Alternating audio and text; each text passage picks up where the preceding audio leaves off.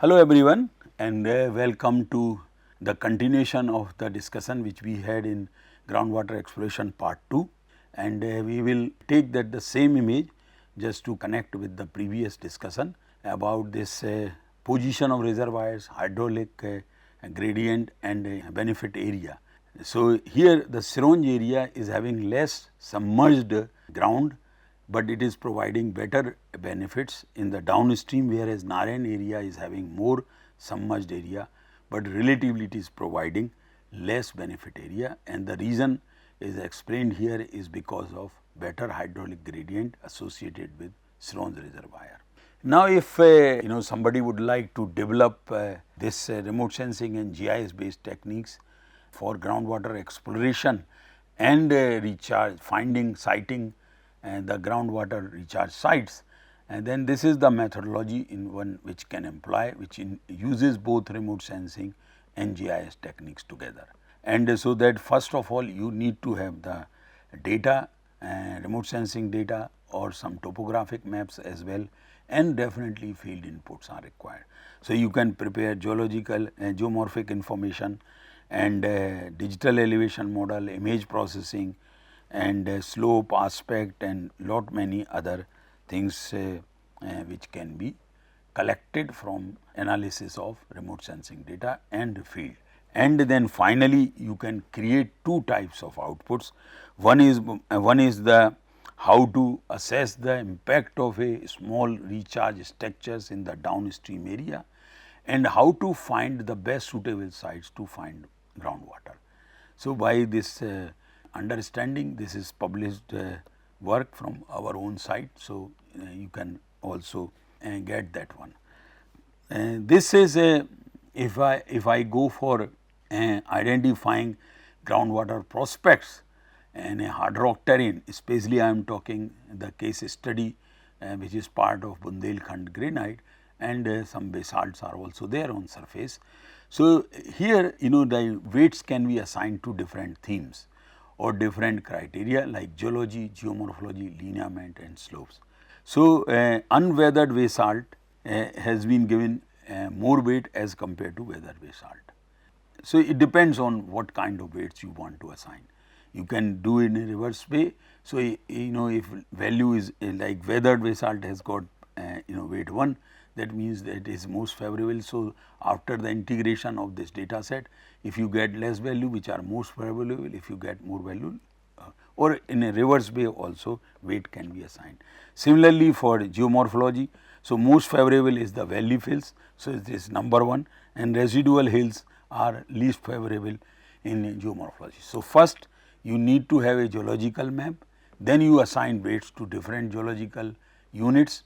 Similarly, you have to have or develop a geomorphology map, maybe employing remote sensing data, then you assign weights for different geomorphic units. Similarly, lineaments, whether they are present or absent for all areas, that too you can assign weights, and then slope also plays very important role.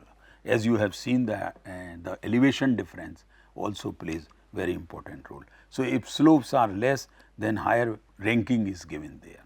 Now, you see that the same area, the Sironj reservoir is here and the Naren reservoir is here, and this is covering a larger part of India. You can see that unweathered basalt is there, then Vindhan group of rocks are there, weathered basalt and weathered granite is there.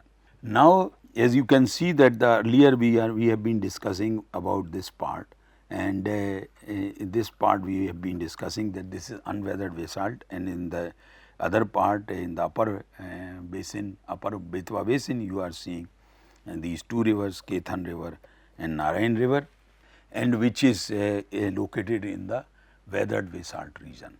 So, now when we look corresponding digital elevation model of the same area, we find that this Sironj reservoir is located on higher grounds, and whereas Naren reservoir is located relatively on lower grounds. A reservoir, a recharge structure located on higher grounds would have high hydraulic gradient, and therefore, it would have a better possibilities for groundwater recharge in the downstream area, that we have also seen. You can also drive some other layers or themes and depending on the geology and the information available about the specific yield. So, if you multiply the water level fluctuations, that means pre-monsoon and post-monsoon, and so that you can use this data for groundwater recharge zones and specific yield method. So, what you find that you will get a groundwater recharge zone map based on specific yield of different rocks and water level fluctuations. This is a simple geology of that area which we have been discussing or they started discussing in the previous section. Just two types of rocks or conditions are there. One is the weathered basalt, another one is unweathered basalt. Of course, in the basement, as I have said, the granitic rocks are there. These are the lineaments or fracture patterns which you can see in this area. So, along these streams or river streams, you are finding more fractures which are favorable from from groundwater prospect point of view. Now, after doing all kinds of analysis and integration, we can generate a map which shows the groundwater prospective zones. So, these areas, red areas are showing most favorable within this area are most favorable after putting weights and doing the analysis. There is red areas which are valley filled alluvial areas are most favorable for finding groundwater, whereas yellow areas are next favorable, and if you go in higher grounds which are the least favorable for finding groundwater. If there is a elevation difference is there, then these areas though they are not good from groundwater prospect point of view, but they are good to provide hydraulic gradient. So, in such setup, in this specific setup, these areas are very good for creating groundwater recharge structures at higher grounds. But if somebody in similar situations is looking groundwater or going for test drilling or geophysical methods, going to employ geophysical methods, then these red areas which are the alluvial fill areas are most favorable to find groundwater, and the least favorables are on the top of these the unweathered basalt, which are the least favorable. So, if somebody is trying to locate or going for drilling in groundwater, he may not get groundwater at all. But if one goes in the alluvial fields and especially downstream of already existing reservoirs, then there are high chance of getting groundwater. So, such analysis can produce, employing remote sensing and GIS and field investigations, these groundwater prospect zones or maps, which are very helpful to find groundwater. And same way, almost the same data analyzed little differently and with some additional inputs can also produce maps which are the potential zones for future reservoir sites. Based on the understanding or the knowledge which was developed while analyzing or interpreting satellite images and taking out inferences out of that, what do you see here that the black part or almost very dark part are the most favorable suitable sites. These are on little higher grounds. So, they are not completely unweathered areas, and though they are on little higher ground, so they will provide sufficient hydraulic gradient. So, these are the areas which are the most suitable for creating groundwater recharge structures. The Sironj reservoir which we have been discussing is basically located in this area, which is the potential zone for groundwater recharge structures, whereas these areas like white areas are not suitable at all for groundwater recharge structures, because they are hard rock, unweathered, and even if you create a reservoir, you may not that water may not percolate downward, and though hydraulic gradient will be more, but it will not recharge the downstream groundwater regime. So, therefore, such analysis before any even structures is created for groundwater recharge can be done using remote sensing, GIS, field data and some other inputs, and such maps for any area can be created.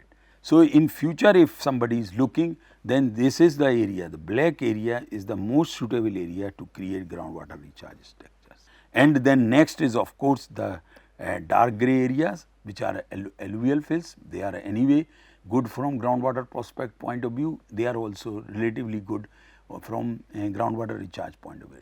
Recall that the Naren Reservoir is located in these similar conditions. Though it does not have that much hydraulic gradient, but since it is located in a suitable alluvial fill valleys, therefore, in downstream area it is also providing groundwater. The third one is the poorly suitable. These grey areas are there where no drainage system is there, no alluvial fill valleys are there, and therefore less chances compared to other two categories.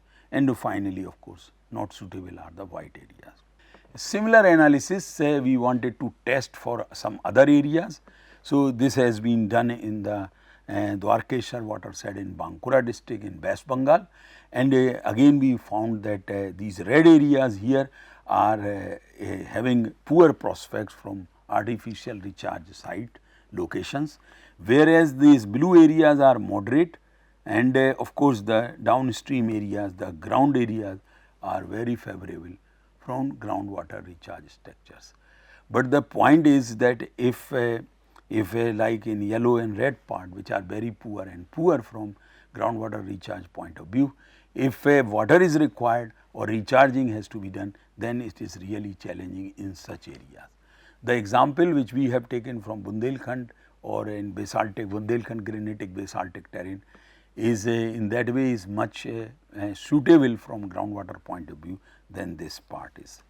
But anyway, this it all depends on geologic conditions and precipitation or rainfall.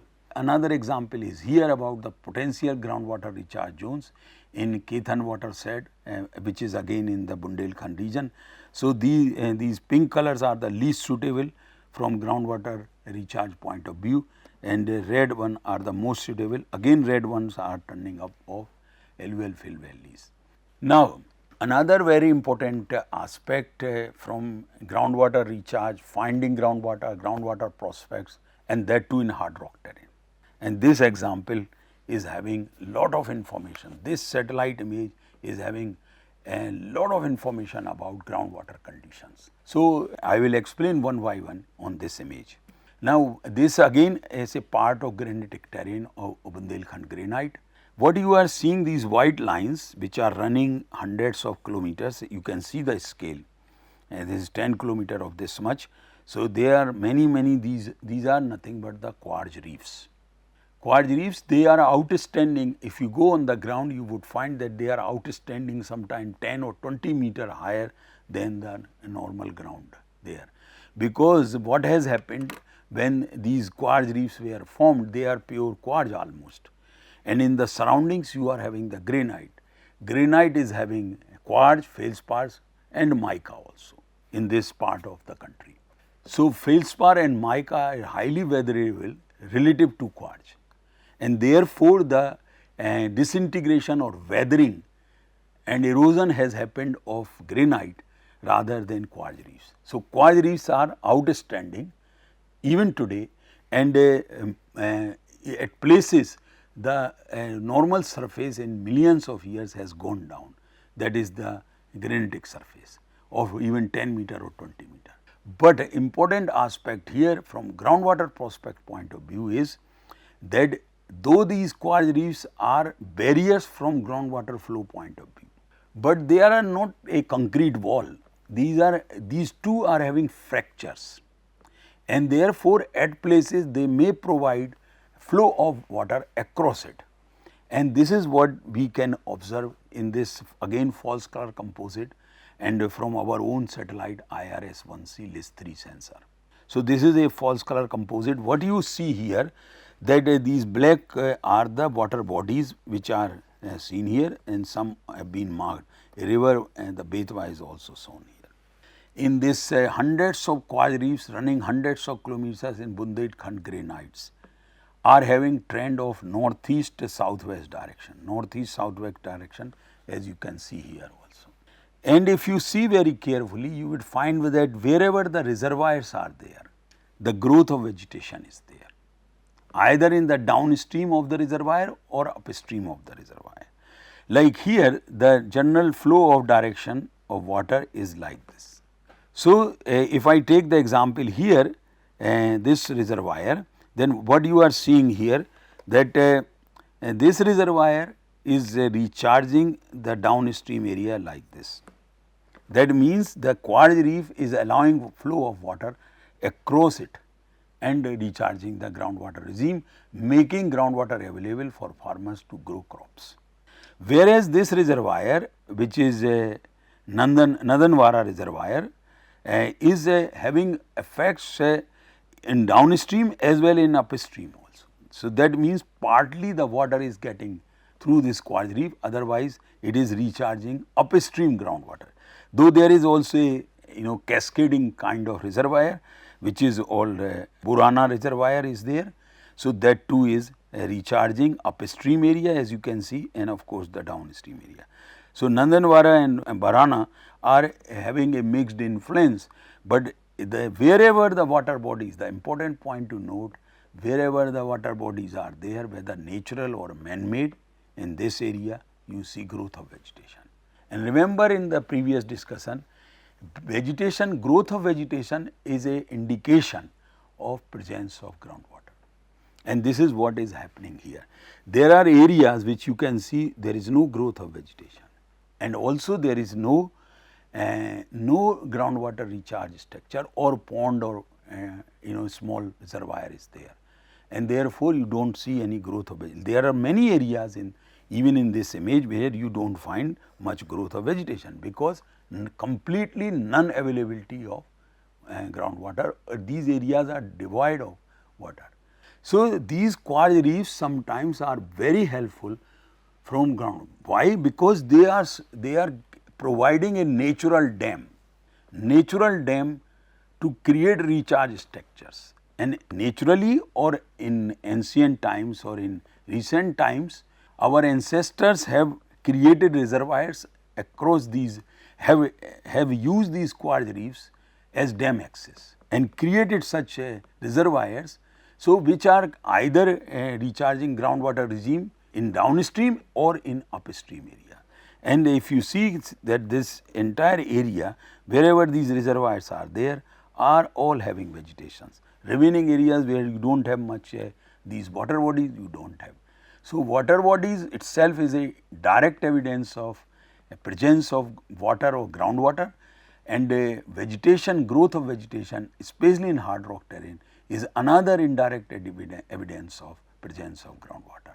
So, if somebody is looking groundwater or going for a test drilling, then one should go in these vegetated areas. There is highly chance that one will get the groundwater easily. But if somebody goes here, then there is no chance at all, because these are completely, as discussed earlier, these are completely unconfined aquifer conditions.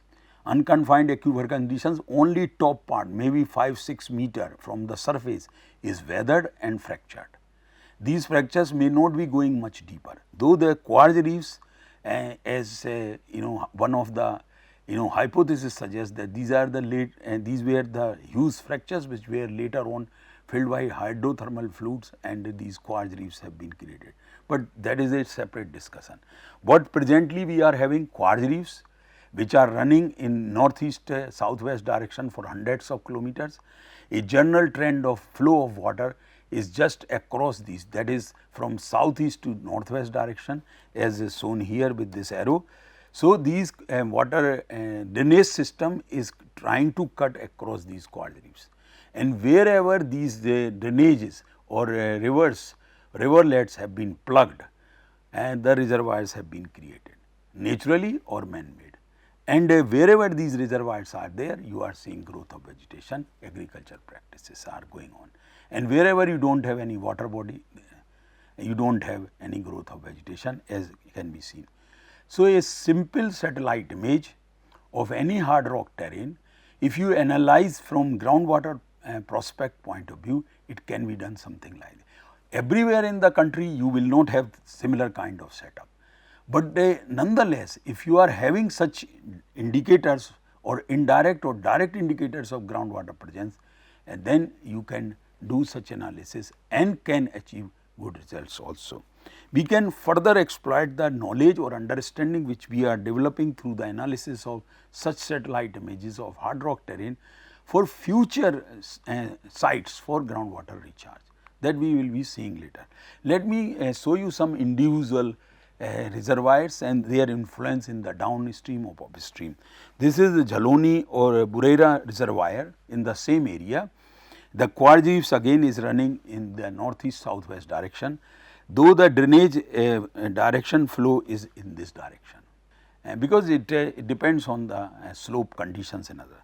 What you see that these two small reservoirs are recharging groundwater regime in the downstream of this. Some recharge is also happening in the upstream, because these quartz reefs are not allowing free flow of groundwater in subsurface conditions.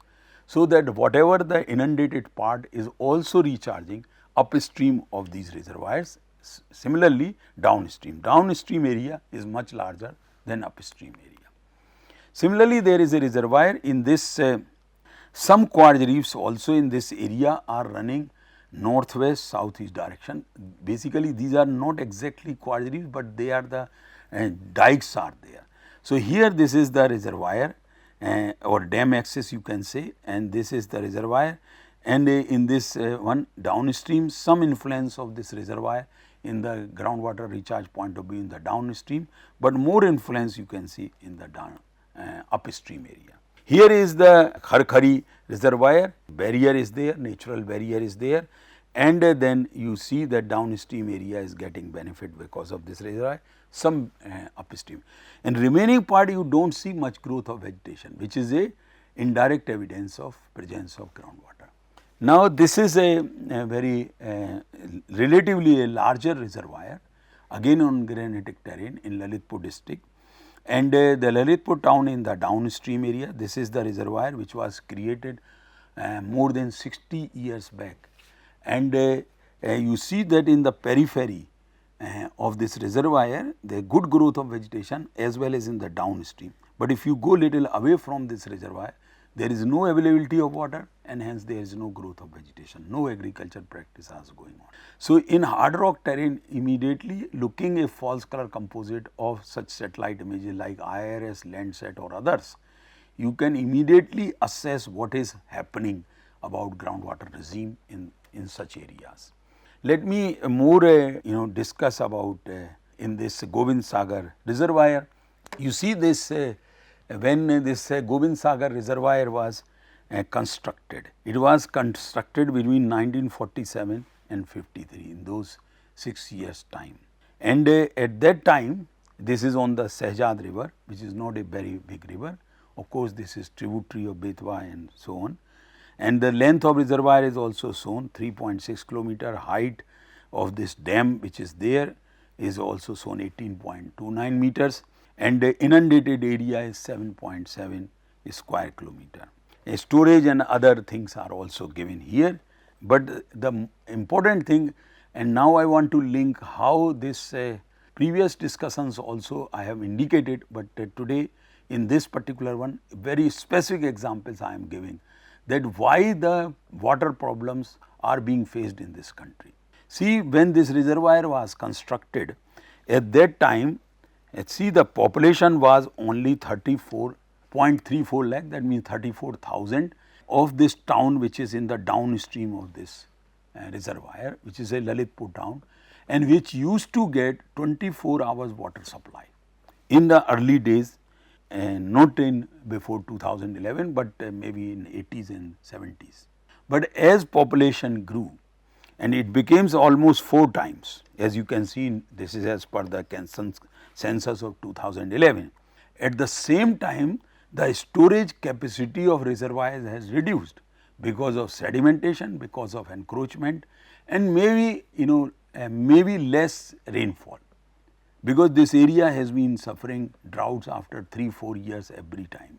So, because of this, though population has grown 4 times, your groundwater recharge structure capacity is reducing, and that is what now you do not get 24 hours water, you may get even water for 24 minutes in a day.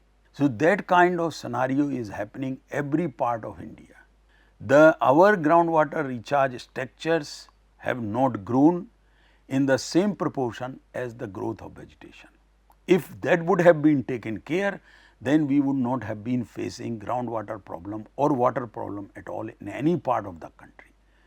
Still nothing went wrong, still we can recover. If on massive scale, if we start creating groundwater recharge structures, either we store water, rainwater on surface or in subsurface conditions, that will solve our groundwater problem.